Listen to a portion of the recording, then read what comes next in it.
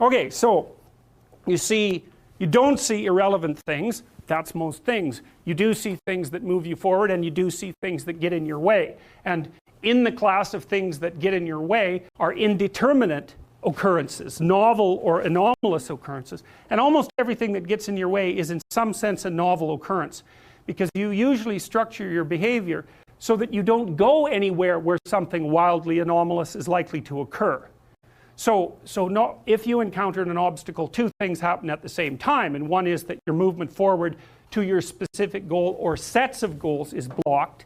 But the second thing that happens is you're faced with a mystery, and the mystery is this thing wasn't supposed to exist, but it does exist. So what implication does that have for everything I think? And that's very, very hard on people. They do not like that at all, and no wonder, because it's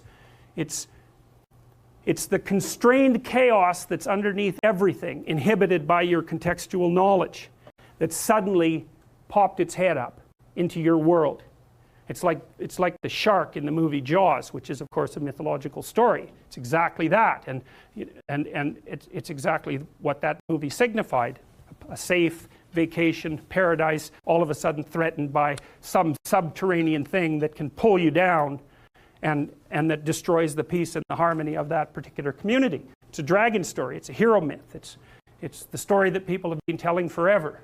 So and what you can think of that thing that reemerges, that shark that rises up from the depths, or that whale, or that dragon, or that predator, or the foreign invader for that matter, or the barbarian. They all fit into the same category. That's what had been deemed irrelevant suddenly manifesting itself. And when you think about how much is deemed irrelevant, the fact that it suddenly manifests itself, that's exactly the purpose for the reason for the trauma. It's like, well, I've eradicated from my conceptualizations 99.99% of everything. It's zeroed out. And all of a sudden I've made a mistake. Bang! I don't know where I am. Well, what's relevant when you don't know where you are? And the answer to that is, since you don't know, everything is relevant. And you can imagine the sort of terror that people who experience paranoid schizophrenia are living in perennially, because what happens to them is precisely that. They undergo neurophysiological transformations that makes everything that they once depended on disappear, and everything comes back as relevant. And that puts them in the early stages of schizophrenia. That's extraordinarily stressful neurophysiologically. So they're overwhelmed with cortisol, and their brains deteriorate as a consequence of that. It's just too much. So, and unsurprisingly, right? Because you can hardly deal with anything, let alone with everything. Now, and often what you see, and it's rarely conceptualized this way in the training of clinical therapists, but often what you see when you are dealing with people who are in crisis isn't people who have a mental illness. In fact, in my experience, that's actually quite rare. What's far more common is that the person that you're talking to has become overwhelmed by catastrophe. So their life has fallen apart in some way that makes what they're doing actually impossible. So maybe someone very close to them in their family that they were depending on has developed a very serious illness, and that's thrown their entire financial state into utter chaos. Or maybe they've developed a condition that makes it impossible for them to work. Or, you can imagine the potential range of catastrophes. And they're coming to see you because they're anxious and depressed. But the reason they're anxious and depressed is because everything they have ignored has popped its head back up and is hell-bent on their destruction. And often you see people who are being attacked by 5 or 6 of these monsters at the same time. And it isn't their mental illness that stops them from being able to deal with it, although that, whatever weaknesses you have are going to interfere. It's the fact that what they're facing is no damn joke, and if you were facing it, you'd feel exactly the same way. So then you're trying to come up with practical solutions to these tremendously complex problems. And that's it's extraordinarily difficult, generally speaking. People often don't come to a therapist until they've exhausted their entire range of resources. They cannot figure out what to do. And so, in a situation like that, you can administer antidepressants, and maybe that'll help the person increase their stress resistance. But and it may be that because they're depressed and have been brought down, that they are in fact exaggerating the danger of some of the smaller monsters that are after them. But making the person more stress resilient doesn't give them, for example, a new job, and it certainly doesn't bring back the person they've been living with for 2 years who has a degenerating neurological disease or some form of cancer. Like, these things are major. You know, I often see people who, well, they're in a relationship, maybe they're rather isolated, older people. One of the partners is dying and their entire financial situation has become catastrophic. It's like, that's not a mental illness, man. I mean, they may have got into that situation because of one inadequacy or another, but you don't even want to push that too far, because that sort of thing can happen to anyone, and will, in fact, happen to most people in one form or another, at least at some point in their lives. So you want to be damn prepared for that. You want to be prepared for that, because it's bitter and harsh and anxiety-provoking and painful. But if you're not ready, then it's also hell. And often you can stop things from becoming hell, even though you can't stop them from being bitter and painful and anxiety-provoking and all of that. You can at least delimit the catastrophe enough so that it doesn't permanently bring you and the people around you down. And that's not so bad, right? That's a hell, or at least it's a lot better than the alternative. So this is the problem, you know. Things object, things are obstacles. Well, how big is the obstacle? It's the same question as how big is the predator that's lurking outside the door of our cave. It's exactly the same problem, except conceptualized abstractly, and I would say exactly the same systems that your distant ancestors used to conceptualize the lurking predator are the systems that are activated now when you encounter the reemergence of all the monsters that you've ignored. It's the same neurological platform. You think, well, how could it be otherwise? Because evolution is a conservative process. Everything about you is built on ancient foundations, right? Very little new, certainly very little radically new comes into existence. It's mostly tinkering with structures that have been around forever, like your body plan, for example. That's unbelievably old. I mean, you share that with lizards, roughly speaking. So it's incredibly ancient. A book called A Billion Wicked Thoughts that was written by a bunch of engineers at Google, and they were looking at billions of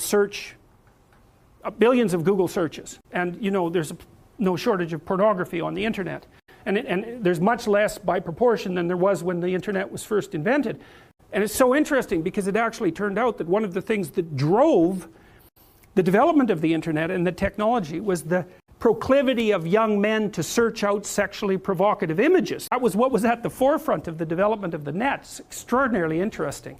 They were motivated to use it for that purpose, and that provided the platform from which it emerged. Amazing.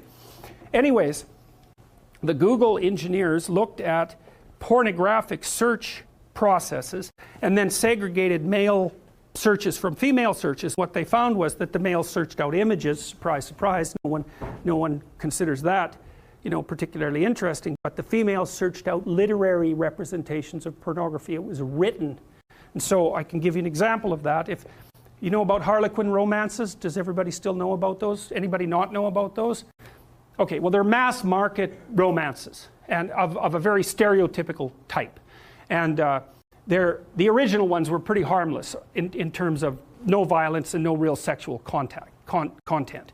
But that was 40 years ago, and they've differentiated tremendously, and now there's hardcore Harlequin romances, and with particularly garish covers, and then there's the old, you know, more tame, basic, sexless and aggressionless romances where everything is implied and not explicit, but the explicit ones exist. So they did a plot analysis of the typical pornographic female fantasy. Well, and it's so comical because engineers did this, and social scientists would never do this because they'd be probably too concerned about the ethics of it or some damn thing. But engineers, you know, they'll just plow ahead with no concern whatsoever for such things, and they actually discover things that way. And so they discovered the basic plot of the female pornographic literary product, and they identified. So basically what happened was that a innocent, well-meaning, and attractive young woman encounters a male who's a bit of a monster. And the monster, there's 5 types of classic male monster. For all you males who want to know, this is what you can become. Vampire, that's a good one. Werewolf, billionaire, pirate, and surgeon. Okay, so that's very interesting because, well, first of all, there's a dominance thing. Now you're actually blushing, you're actually blushing about that. That's very, very funny. So, sorry to point it out, but it's so comical, I know, it's so funny. I was reading this, it was just cracking me up. I thought, oh my God, really? Pirate, vampire, oh, that explains it. What about all these damn vampire shows, right? They're so popular online, they're so popular on Netflix. Oh yes, and then there's the werewolf. There's nothing sexier than a werewolf, apparently. But I mean, so there's predatory dominance that's implicit in that, right? With the billionaire, it's more abstract, but clearly that's an indication of very high success in the male dominance hierarchy. So there's this desire for aggression that's in that, a real aggression. Right, and it's not surprising to me at all. It makes perfect sense. But the basic plot is that the woman encounters this mysterious and aggressive male and tames him. That's the female hero myth, as far as I can tell.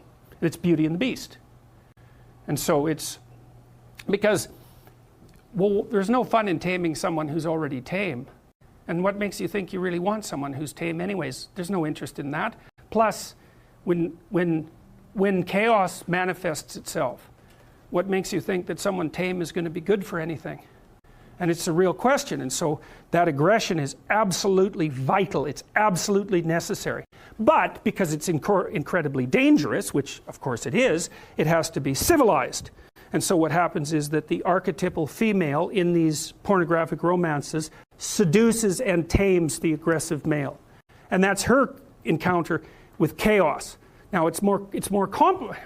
Of course, females, they're more complicated, and that's exactly how it is. And it's no wonder, because their lives are more complicated. But